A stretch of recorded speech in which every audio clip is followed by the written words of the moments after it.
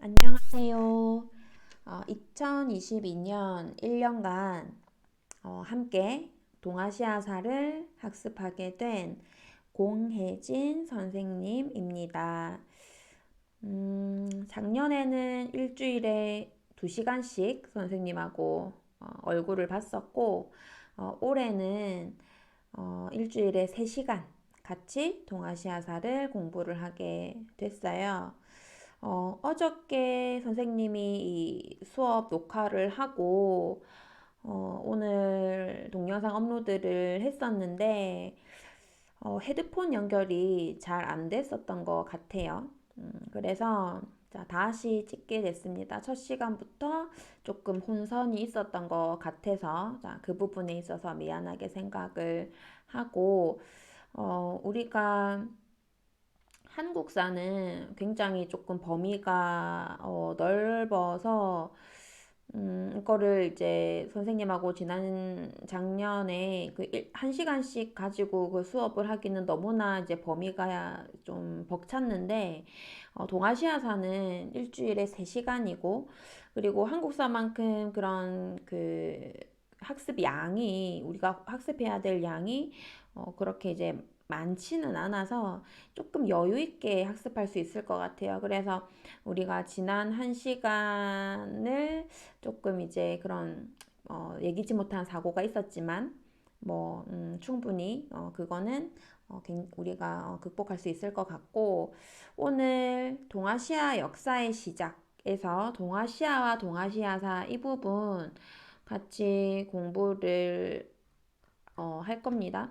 근데 이 부분은 수능이나 이런, 그러니까 수능의 문제로 출제되지는 않아요. 그러니까 동아시아라고 하는 지리적 범위는 어떻게 이루어져 있고, 동아시아 학습을 왜 해야 되는지, 그런 이제 필요성에 대해서, 동아시아 학습 필요성에 대해서 한번 이제 짚어보고 넘어가는 단원이기 때문에 짧게 같이 한번 이 부분 짚어보고 넘어가도록 하겠습니다.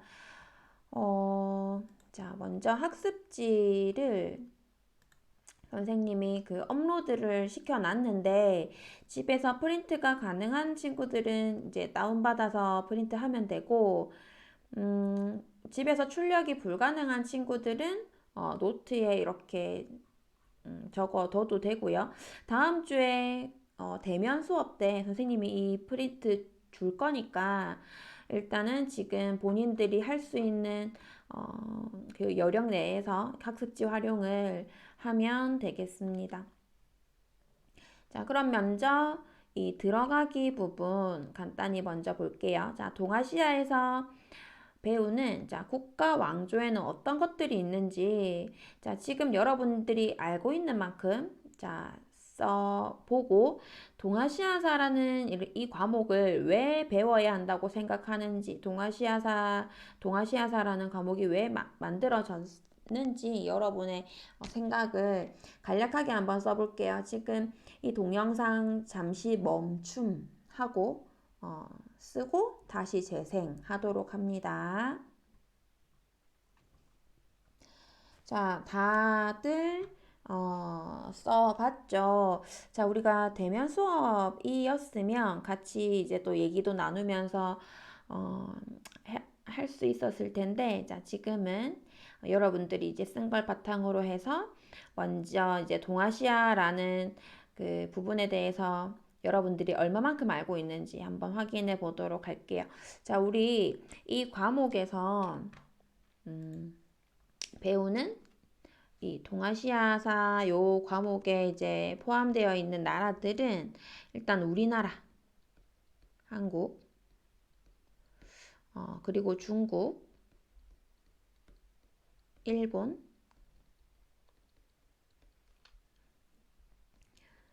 베트남.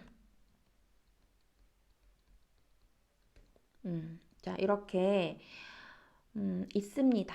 근데 이 베트남은 사실은 그 동남아시아에 속하는데 예로부터 그 중국으로부터 이제 유교라든지 이런 것들을 수용하게 되면서 문화적으로는 조금 비슷한 부분이 있어요. 그래서 우리 동아시아사라는 과목에 베트남 부분도 일부 나오기는 합니다. 근데 예전에 그 우리 지금 현재 우리가 배우는 교과서가 개정되기 전에는 훨씬 이제 베트남 부분이 많이 출제가 되고 이제 많이 다뤄지게 됐었는데 지금이 이제 개정되고 나서는 많이 축소가 됐어요. 특히 전근대사 부분은 여러분들 입장에서는 뭐 좋은 거죠. 그러니까 베트남에 대해서 우리가 사실은 조금 생소한 측면이 있기 때문에 그래서 베트남은 예전보다는 많이 그 언급되지 않는다라는 거. 그래서 좁은 의미로는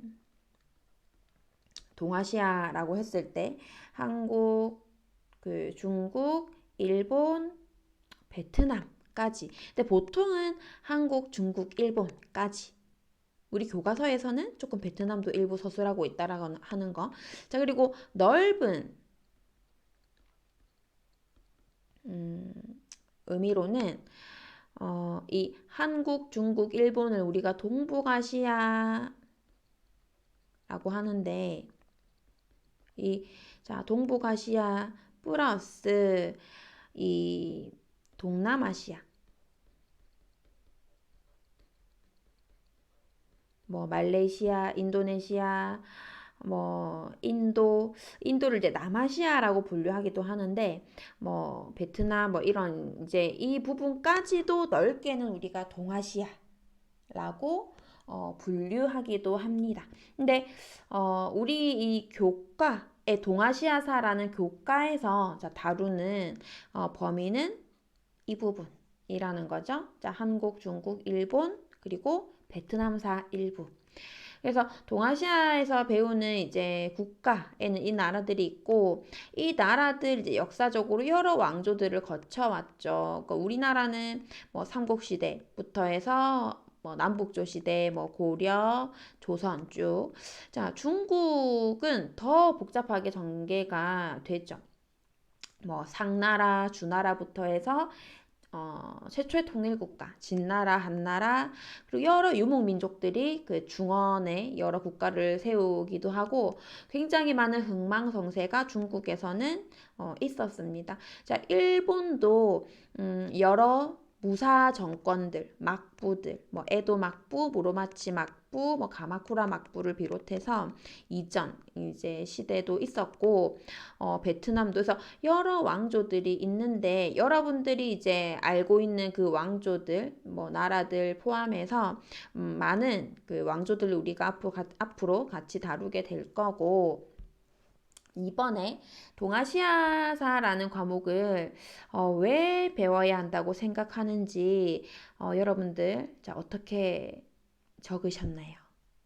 일단 우리가 이 동아시아사라는 과목을 이제 역사 교육의 일환으로서 같이 이제 학습을 하면서 이런 이제 한국, 중국, 일본 이런 이제 우리 동아시아 국가들의 역사적 경험을 공유하는 것, 역사적 경험을 공유하는 것을 과 포함해서 우리가 이제 앞으로 이 동북아시아 지역에 평화로운 지역 공동체 건설이라는 미래 차원으로까지 확장하기 위해서 우리가 이제 동아시아라는 이제 과목을 학습해야 된다라고 하는 거. 첫 번째 있고, 그리고 우리가 1학년 때 이제 한국사라는 과목을 배웠고, 2학년 때 동아시아사 조금 더 범위를 넓혀서 그리고 3학년 때는 이제 세계사 라는 과목을 여러분들이 선택한다면 이제 학습을 하게 될 건데 우리가 이 동아시아사라는 과목을 학습하게 되면서 아마 여러분들이 작년에 배웠던 한국사를 조금 더 넓은 관점에서 이걸 거시적 관점이라고 하는데 좀 더 깊이 있게 이해할 수 있어요. 자, 이 과목을 학습하게 되면서 조금 다른 관점에서 한국사를 바라보면서 여러분들이 보다 더 새롭게 이해되는 측면들이 있을 겁니다. 그런 측면에서도 우리가 보다 더 넓은 관점에 이제 그런 시각을 기르기 위해서라도 자, 동아시아사라는 과목을 배우는 게 여러분들에게 굉장히 이제 의미 있는 기회가 될 거다. 라는 거. 자, 동아시아사라는 과목을 왜 배워야 되는지를 이제 밑에서 조금 더 나중에 살펴보도록 하겠습니다. 자, 먼저 그러면 이제 동아시아와 동아시아사라는 부분 같이 살펴볼 건데, 먼저 여러분들이 동아시아 역사를 배우기에 앞서서 이 지리적 범위를 조금 명확하게 인식할 필요가 있어요.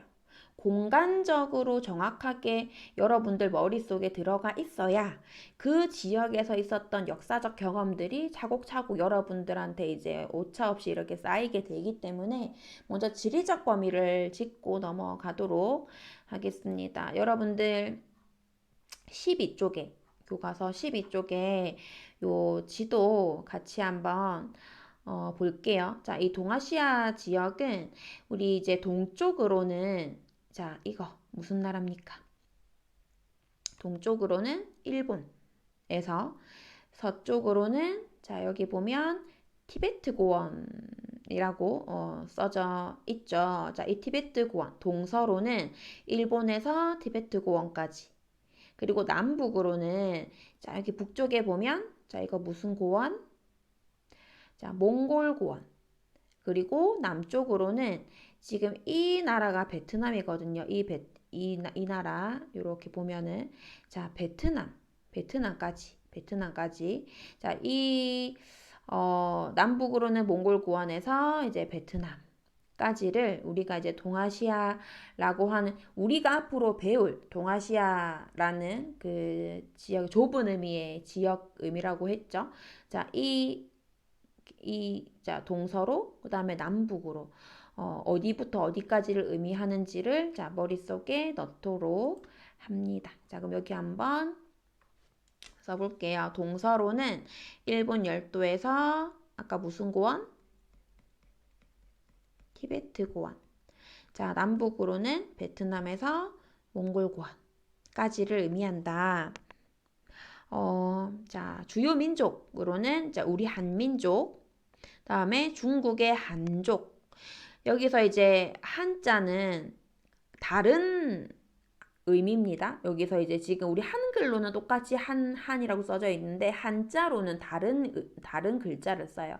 이거는 여기 한민족은 우리 민족을 얘기를 하는 거고 여기에 한족은 중국의 90%를 차지하고 있는 중국 현재 인구의 한족을 의미합니다. 자, 일본 민족, 몽골족, 위구르족, 티베트족, 베트남의 비해족 등등 여러 민족들이 이 동아시아 지역에 살고 있고 이 여러 민족들은 예로부터 다양한 문화 요소를 함께 공유해 왔어요. 자, 여기서 이제 얘기하는 문화 요소에는 한자, 불교, 유교, 율령은 이제 중국에서 만든 이제 법을 의미합니다. 자, 중국에서 만든 율령을 이제 우리나라, 일본, 자, 이렇게 이제 전파되게 되는데, 이런 여러 문화 요소를 예로부터 공유해 왔다. 그러니까 같은 문화를 공유한 역사를 가지고 있다라는 겁니다. 자, 오늘날의 동아시아 보면, 자, 19세기 서구 제국주의 침탈 이후에 동아시아의 전통 문화는 단절되기도 했고 새로운 문화 요소를 서구로부터 수용하기도 하면서 이 동아시아 지역은 급격히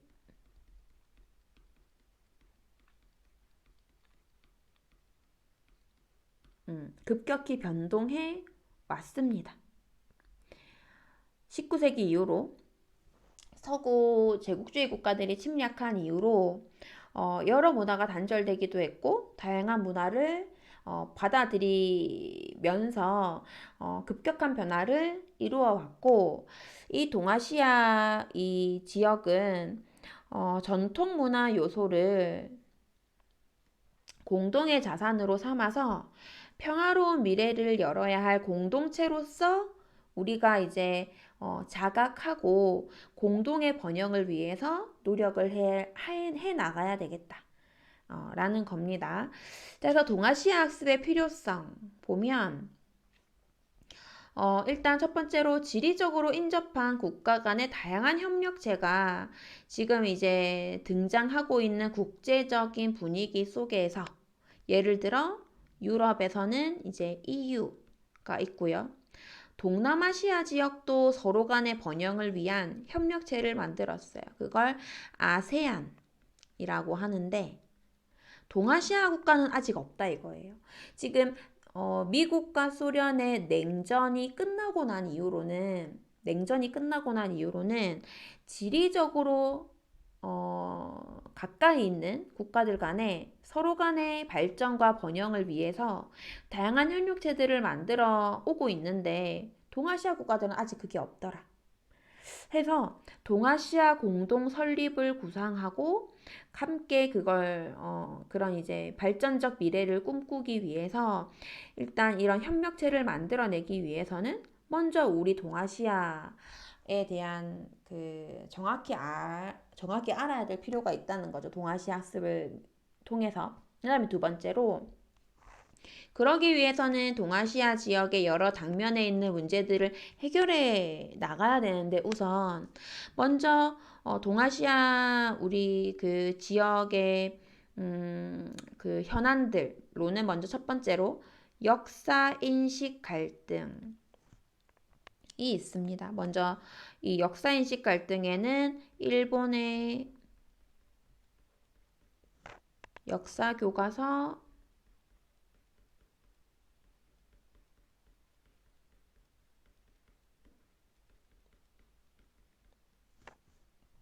왜곡 문제가 있고요. 역사 교과서 왜곡 문제. 그다음에 중국의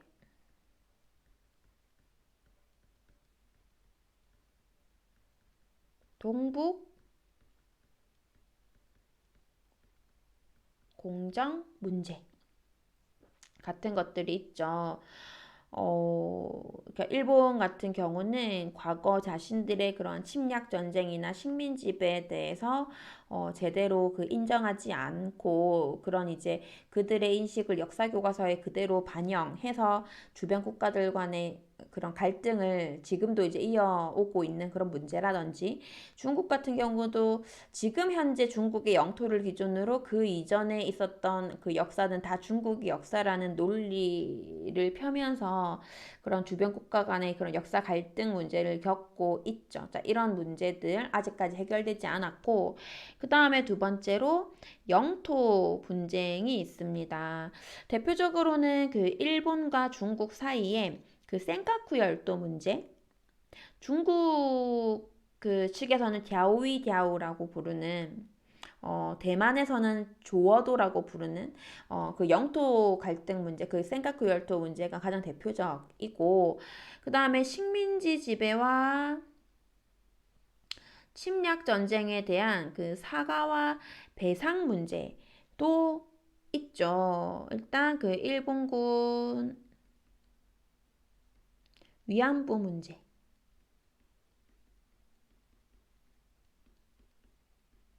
여전히 일본군 위안부에 대해서 그들 스스로 자발적으로 이제 군인들에게 이제 매춘 행위를 한 것이다라고 하면서 그들이 강제적으로 식민지 여성들을 동원했다라는 것에 대해서 일본 정부 차원에서 인정을 하고 있지 않고 있고 당연히 거기에 대한 사과라든지 배상도 이루어지지 않고 있죠.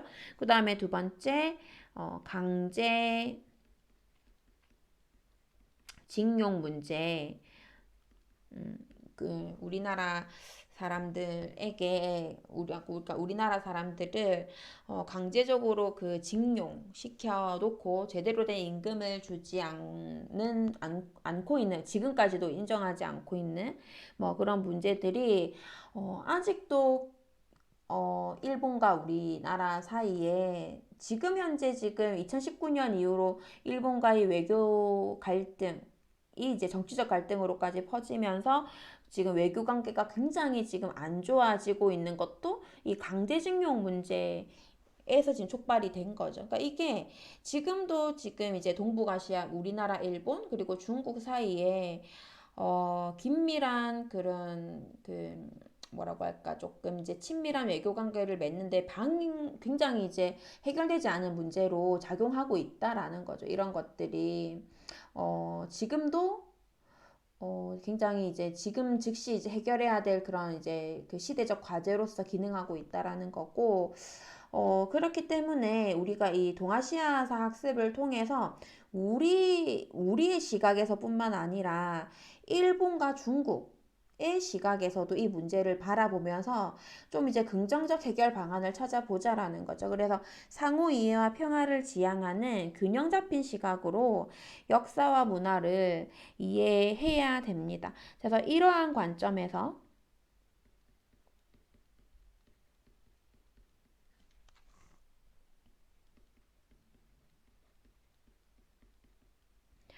동아시아 지역에서 전개된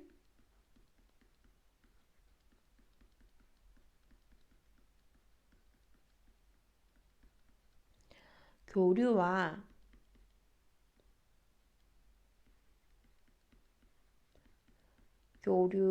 갈등의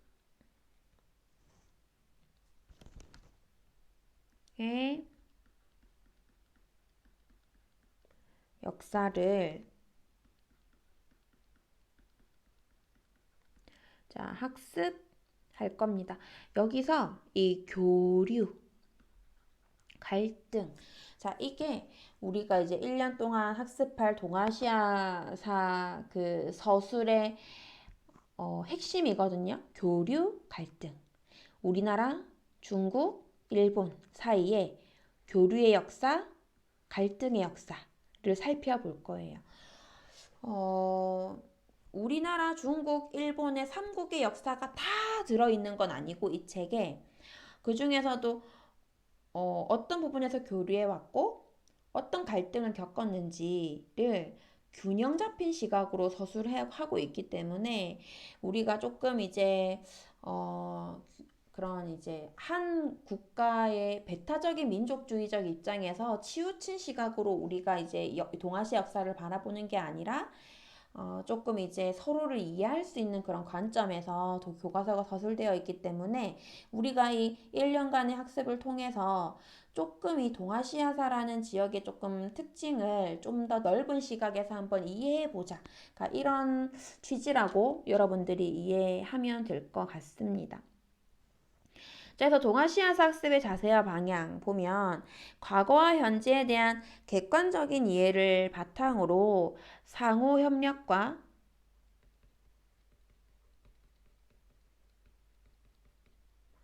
평화를